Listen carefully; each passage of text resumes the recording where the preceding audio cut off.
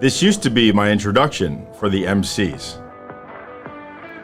Get ready to meet an expert whose proactive mindset took him from a homeless kid digging ditches to a C-suite executive operating national utility construction companies, which consistently generated revenues of $40 to $60 million annually from clients including AT&T, Facebook, and many other Fortune 500 companies. Today, he shows business owners how to generate better revenue and increase profits through his signature 12 core business principles.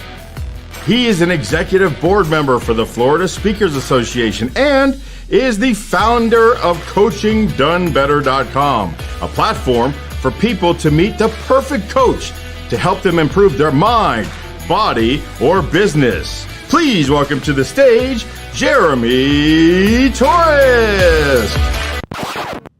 This is where I play the crickets, because who was that interesting for? Well, Jeremy Torres can sit there and listen to that on a loop all day long. But what was in that introduction for the participants? How many other speakers' introductions sound exactly the same way? It's about their accomplishments, their accolades, their expertise, and trumpeted by the meeting MC, but what's in it for the participants? The way you begin your presentation sets the tone for everything that follows.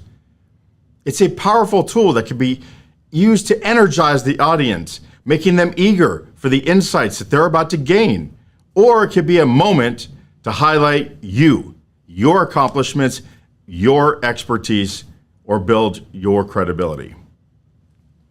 Consider the introduction as the appetizer to the main course of your presentation.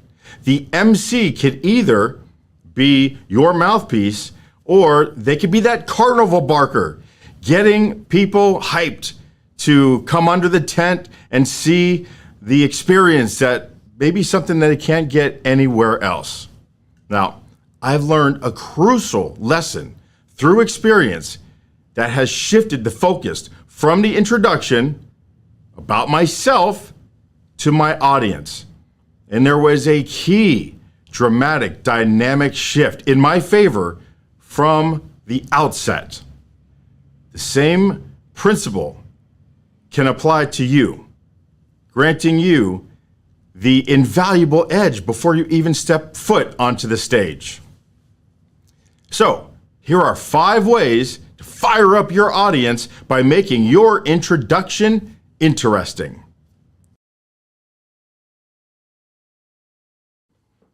Number 1, start it off about them. Make your very first sentence about them. So instead of the introduction, the MC starting off with, our next speaker consistently generates revenues of $40 to $60 million annually from clients from blah, blah, blah, blah, blah, blah, and Fortune 500 companies. Maybe start it off something like this. There is a set of techniques that you can employ if you would like to compete with your market mammoths. It isn't easy, and it doesn't happen overnight, but once you master these 4 techniques, you'll be rewarded with more open doors and opportunities, and you will be at the same negotiating tables with America's biggest companies.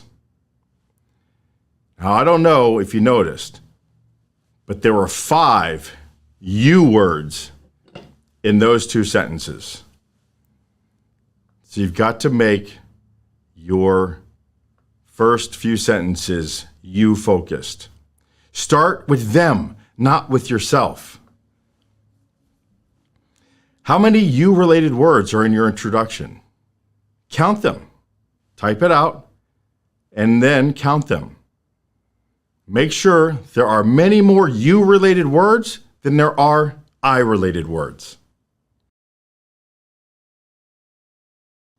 Number 2, make a promise. Don't be bashful. Let them know exactly what they'll get, but also let them know what these tools will empower them to do and to receive. In the example I used earlier, I tell them that they're going to get 4 techniques that reward them with more open doors and more opportunities, and they'll get them at the negotiating table with the largest companies in America.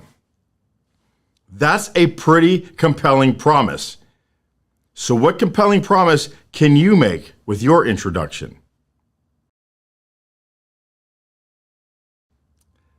Number 3, you want to build your credibility, but only with relevant credentials.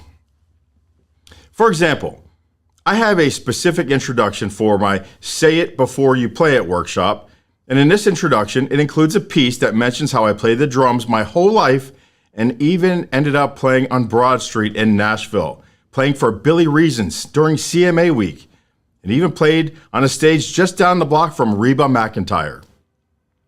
Now, because this is part of my history that relates to drumming and how I transferred the lessons of learning how to play music without reading it, it belongs in the introduction on how to create vision for accomplishing anything you set your mind to.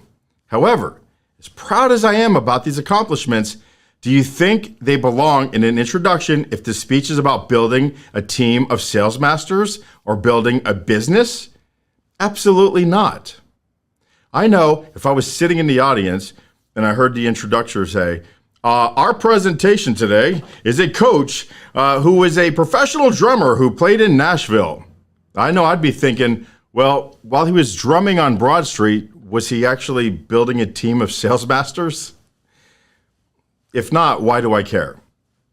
So only use relevant information, no matter how well-rounded you are, even if you're extremely proud of something. Because if it doesn't fit, you can't force it.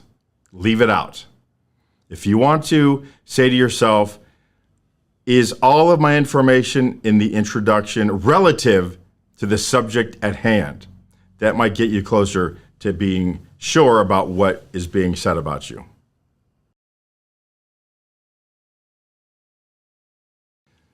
Number 4, use the introduction to set up something in your speech. For example, when I speak, I often call back to my introduction by saying something like this. Do you know that even with all of those accomplishments, some people still don't like to work with me? Do you want to know why they don't want to work with me? And then I go on to talk about a humorous story about how some people are not willing to do what it takes to get what they want in life. But it's all set up by the accomplishments, the relevant ones, in the introduction. So find ways to make your introduction seamlessly feed into your speech.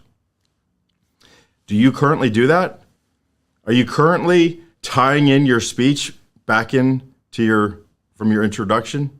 They call that a callback. Number 5, take everything about you and turn it into everything for them.